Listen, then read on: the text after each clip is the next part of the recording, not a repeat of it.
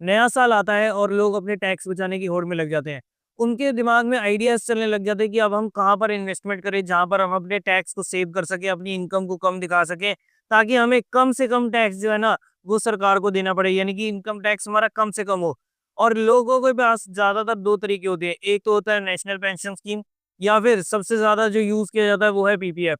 और टैक्स बचाने के लिए कुछ इंपॉर्टेंट चीज़ों का यूज़ किया जाता है, जैसे सबसे पहले टर्म इंश्योरेंस हो गया, हेल्थ इंश्योरेंस हो गया, कोई एलआईसी वगैरह कर रखी है, या फिर उसके अलावा सुकन्या समृद्धि योजना हो गया, पीपीएफ हो गया, ईएलएसएस स्कीम्स हो गई। इन सभी तरीकों से लोग जो है अपना इन्वेस्टमेंट करके और अपना टैक्स जो है वो कम कर सकते हैं, ताकि ज़्यादा से ज़्यादा टैक्स बेनिफिट उन लोगों को मिल सके।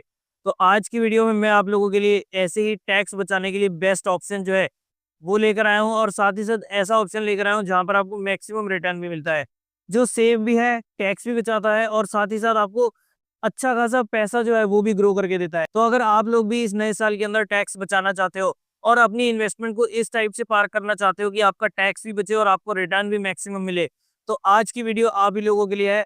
इस वीडियो का एंड तक पूरा जरूर देखना, और आप लोगों को आज मैं आपको बेस्ट ऑप्शन जो है जिसमें आपको टैक्स बचेगा, वो ऑप्शन आप लोगों को दिखाने वाला हूँ। टैक्स बचाने के लिए जो मेन 3 स्कीम्स का यूज़ किया जाता है ना आज की डेट में, उनके बारे में पहले मैं आप लोगों को बताता हूँ, जो जो सबसे ज़्यादा कॉमन है। सबसे पहले है एलआईसीज़ में इन्वेस्टमेंट करना, दूसरा है पीपीएफ में इन्वेस्टमेंट करना, और तीसरा है सुकन्या समृद्धि योजना में इन्वेस्टमेंट। जिनकी डॉटर्स है ना, वो सुकन्या समृद्धि योजना का फ़ायदा उठाकर भी वो 1.5 लाख तक का बेनिफिट जो है, टैक्स बेनिफिट आप उठा सकते हैं। और इन सभी स्कीम्स के अंदर ना आपको लॉन्ग टर्म के लिए इन्वेस्टमेंट करना होता है। पीपीएफ में आपको 15 साल का लॉक इन होता है, सुकन्या समृद्धि योजना में अप टू 18 ईयर्स तक का लॉक इन होता है। तो अगर हम मान के चले कि वो 10 साल की एज से पहले-पहले अगर आप करवा रहे हो, तो भी आपको 8-10 साल का लॉक इन पीरियड जो है वो सर्व करना पड़ेगा। और उसके अलावा एलआईसी जो है वो भी आप ट्रेडिशनल अगर लेते हो, तो उसमें आपका पूरा एक फिक्स टेन्योर होता है कि आपको 1-1 लाख करके 10 सालों तक देना है फॉर एन एग्जांपल, और उसके बाद 2 साल का गैप रखना है, और उसके बाद आप लोगों को जो पैसा मिलेगा वो सारा टैक्स फ्री होगा। तो इन 2-3 टाइप से अपना पैसा जो है लोग इन्वेस्टमेंट करते हैं। हेल्थ इंश्योरेंस और टर्म इंश्योरेंस को एक बार के लिए हम साइड में रखते हैं। तो आज की वीडियो के अंदर हम इन्हीं सारी चीज़ों को देखेंगे कि कौन-सी आप लोगों के लिए बेस्ट स्कीम होती है। नमस्कार दोस्तों, मेरा नाम है तुषार बदिराजा, और मैं एक AMFI registered mutual fund distributor हूँ, और साथ ही साथ एक फाइनेंशियल एडवाइज़र भी हूँ। तो अगर आप लोग हमारे साथ जुड़ते हैं, तो आपको एक कंप्लीट गाइडेंस मिलेगी कि कैसे आप स्टॉक मार्केट में इन्वेस्टमेंट कर सकते हैं।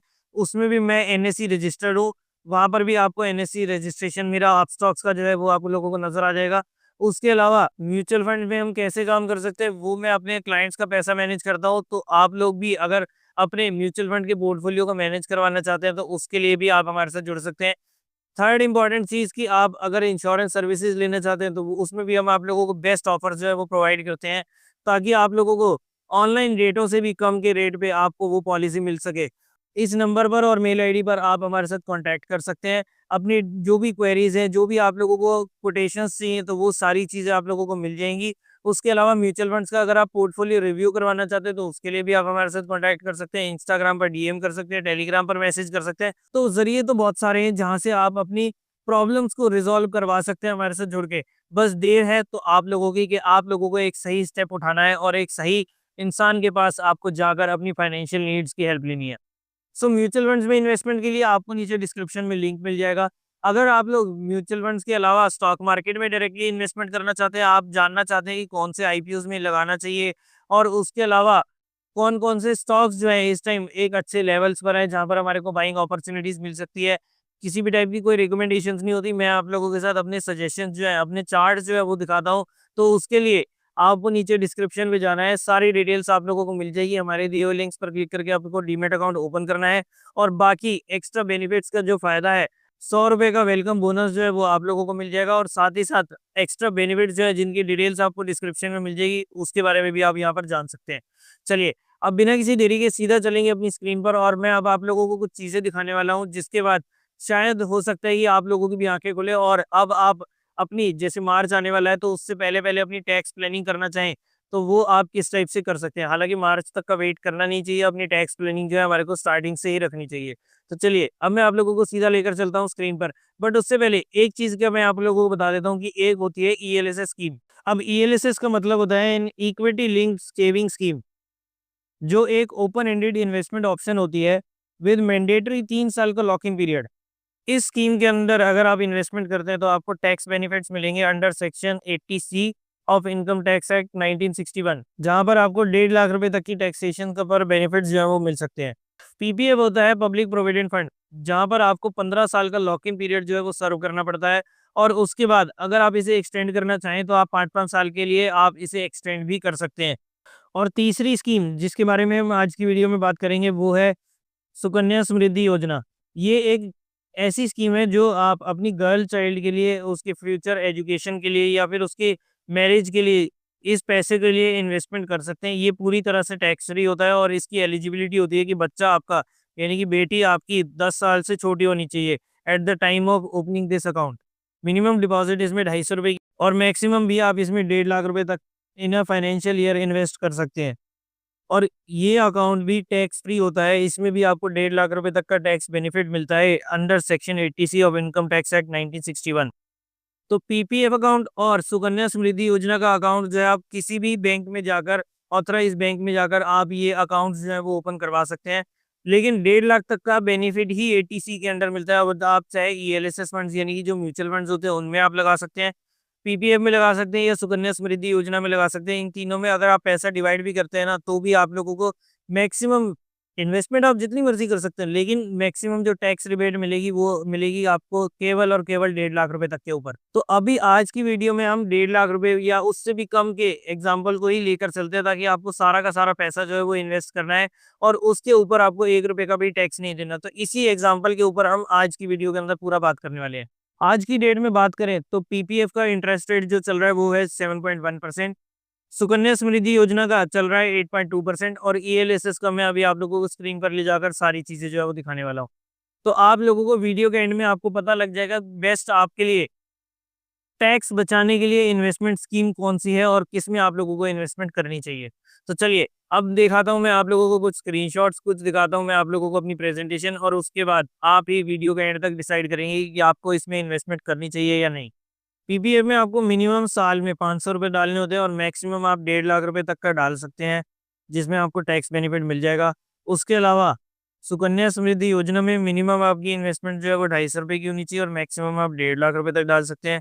ईएलएसएस स्कीम्स के अंदर आप मिनिमम और मैक्सिमम कुछ भी अमाउंट डाल सकते हैं, लेकिन आपको जो बेनिफिट 1.5 लाख रुपए की इन्वेस्टमेंट पर ही मिलेंगे, जो आप अप टू 46,800 रुपीज़ के टैक्स जो है वो बचा सकते हैं।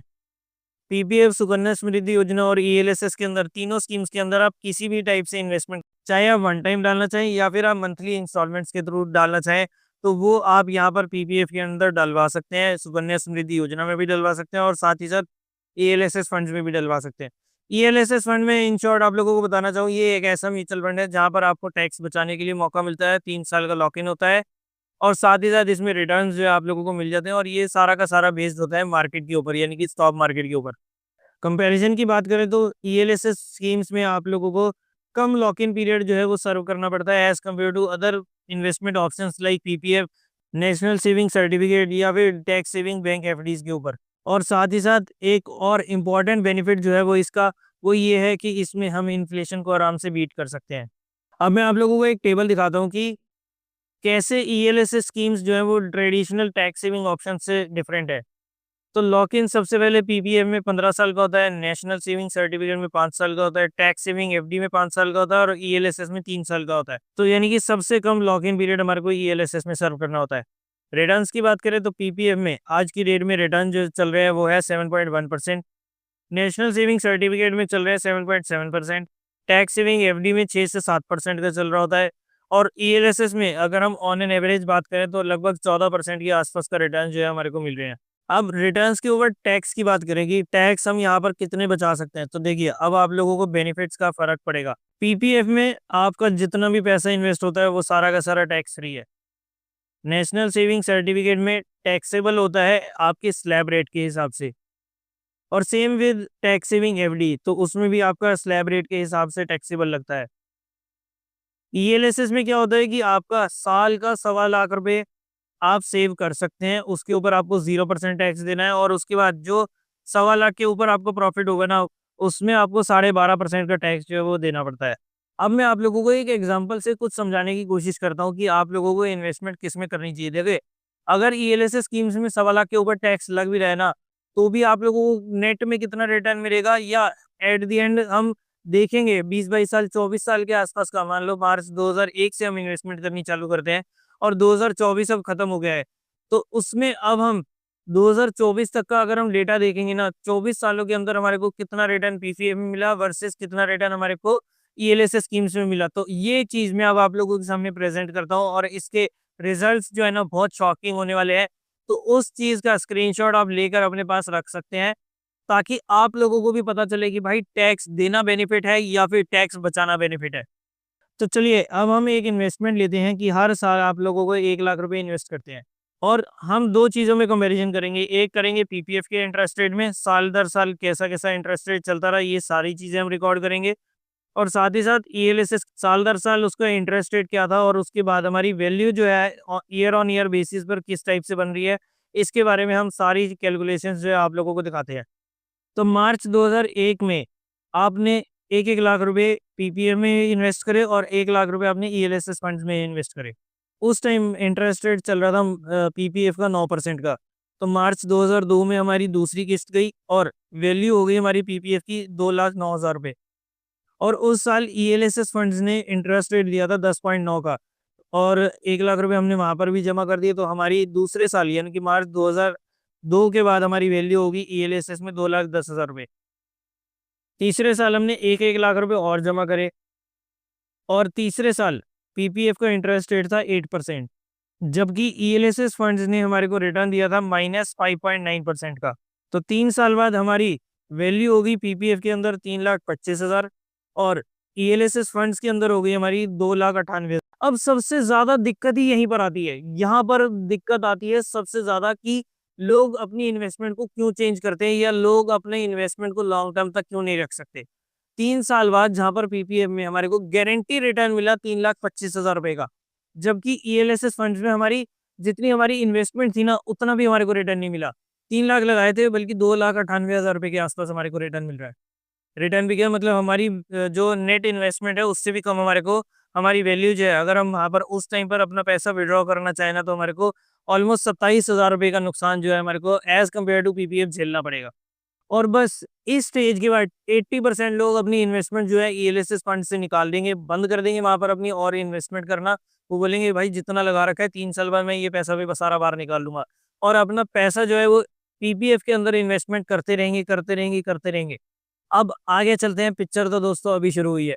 15 साल का लॉक इन है ना, आप पीपीएफ में 15 साल से पहले पैसा तो नहीं निकाल सकते। चलिए मैं अब आप लोगों को इसी के साथ कंपैरिजन दिखाऊंगा ईएलएसएस का कि 15 साल बाद आपको, अगर आप ये सोच लो कि पीपीएफ की जगह हमने ईएलएसएस फंड पे 15 साल के लिए लॉक इन कर दिया तो आपको कितना रिटर्न मिलेगा। चलिए अब मैं वापस आप लोगों को स्क्रीन पर लेकर जाता हूँ। तो यहाँ तक तो कहानी बहुत खतरनाक मोड़ पर आ गई थी। अब आते हैं ईयर 2004 में, जहां पर पीपीएफ का इंटरेस्ट रेट था 8% का और ईएलएसएस ने रिटर्न दिया ऑलमोस्ट 110% का, 109.9% का। और हमने चौथे साल भी 1 लाख रुपए एक्स्ट्रा डाल दिया था। तो चौथे साल के बाद हमारे पीपीएफ के अंदर वैल्यू हो गई 4,51,778 रुपए। वहीं पर ईएलएसएस में क्या हुआ, उसकी वैल्यू बन गई 7,26,368 रुपए। होगी ना गेम चेंज। सिमिलरली मार्च 2005 में हमने 1 लाख रुपए और डाले और उस टाइम भी इंटरेस्ट रेट चल रहा था 8% का।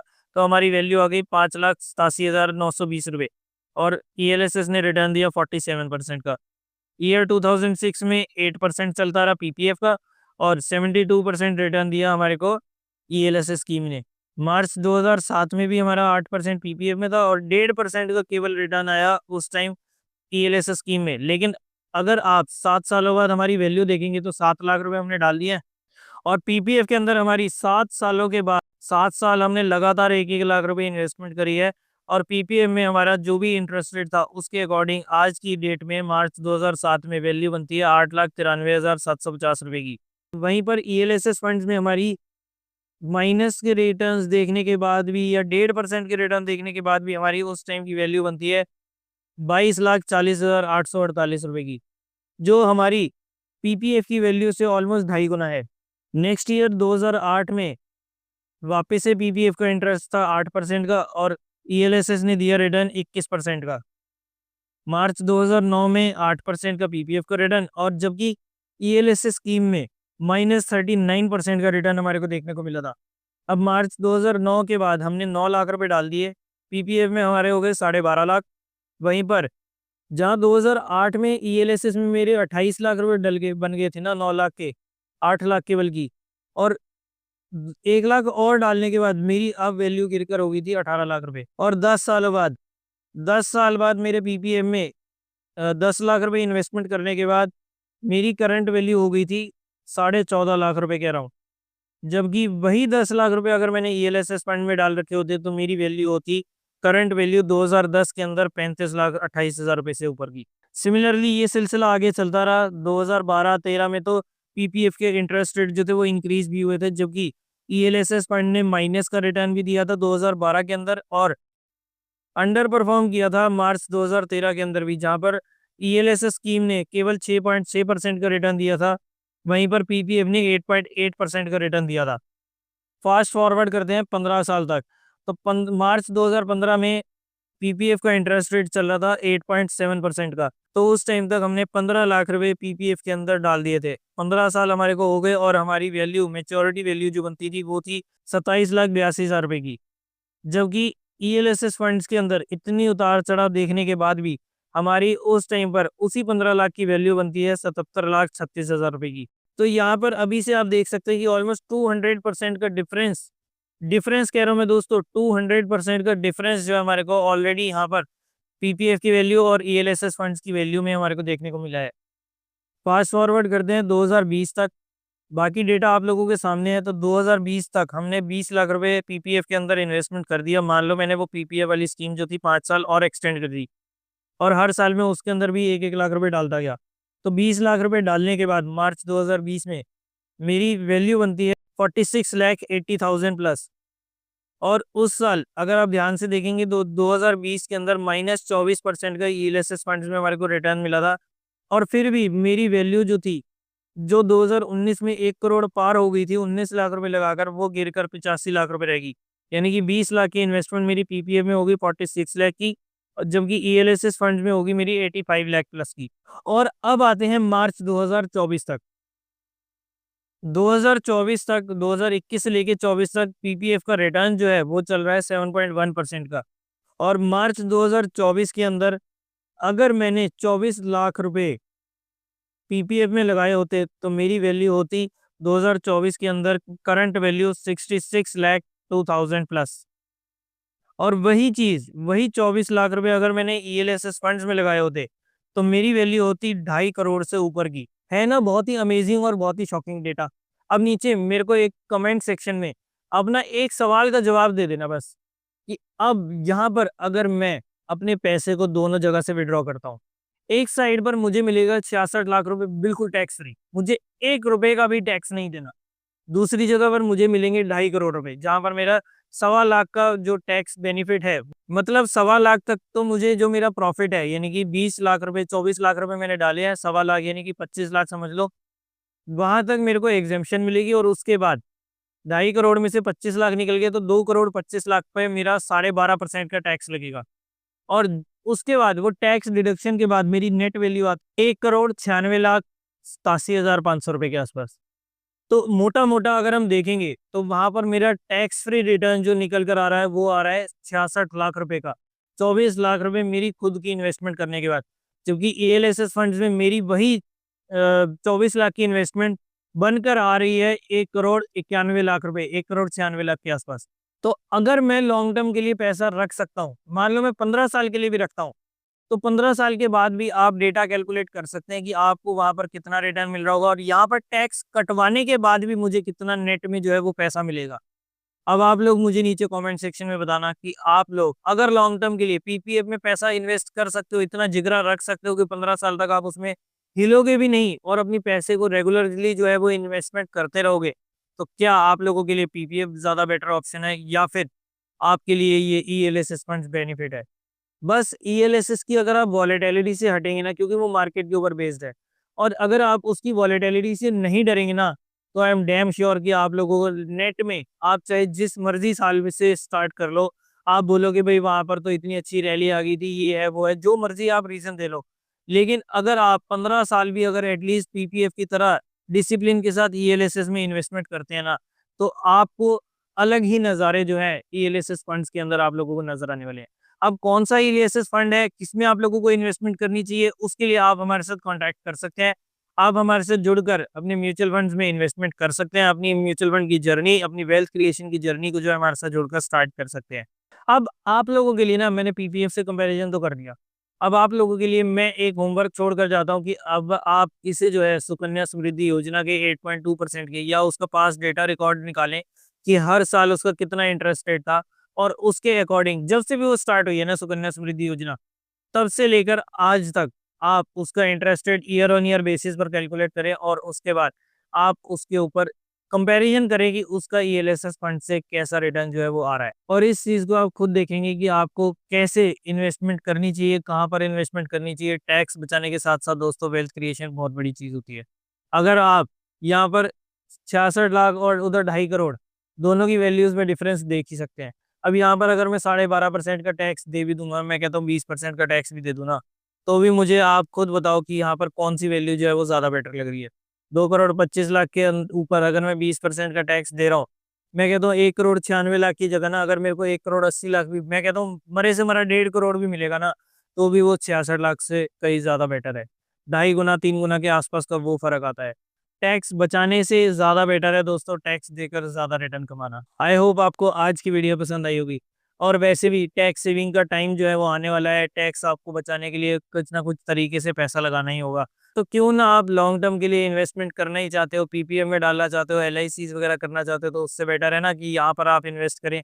आप हमारे साथ जुड़कर इन्वेस्ट करें और लॉन्ग टर्म में टैक्स बचाने के साथ-साथ अपनी वेल्थ क्रिएशन पर भी गौर करें। तो चलिए दोस्तों, आज की वीडियो में इतना ही। आई होप आपको आज की वीडियो पसंद आई होगी। नीचे मुझे कमेंट सेक्शन में ज़रूर बता देना कि कैसी लगी आप लोगों को आज की वीडियो, कैसा लगा आप लोगों को ये पूरा कंपैरिज़न। आई होप आपको आज की वीडियो पसंद आई होगी। अगर आपको आज की वीडियो पसंद आई तो इसे लाइक करना, और अगर नहीं पसंद आई तो कोई दिक्कत नहीं है, आप डिसलाइक भी कर सकते हो। लेकिन एक रिक्वेस्ट है मेरी आप सबसे कि इस वीडियो को ना ज़्यादा से ज़्यादा शेयर ज़रूर कर देना, ताकि आप लोगों को चाहे वो चीज़ ना अच्छी लगी हो, लेकिन क्या पता किसी और का भला हो जाए। तो इस वीडियो को लाइक करो या डिसलाइक करो, लेकिन शेयर भरपूर कर देना। और अगर आप लोगों ने अभी तक इस चैनल को सब्सक्राइब नहीं करा तो जल्दी से नीचे दिए बटन पर क्लिक करें, आज ही इस चैनल को सब्सक्राइब करें और साथ ही में बने बेल आइकन को भी ज़रूर प्रेस करें, ताकि जैसे ही इस चैनल पे कोई भी नई इंटरेस्टिंग और इन्फॉर्मेटिव वीडियो जैसे ही अपलोड होती हैं, उनकी नोटिफिकेशंस आप तक सबसे पहले पहुंच जाए। तो चलिए दोस्तों, आज की इंटरेस्टिंग वीडियो में इतना ही। मिलते हैं दोस्तों नेक्स्ट वीडियो में, तब तक के लिए मैं तुषार बदिराजा आपसे लेता हूँ इजाज़त। Bye bye, take care, keep trading, keep investing effortlessly.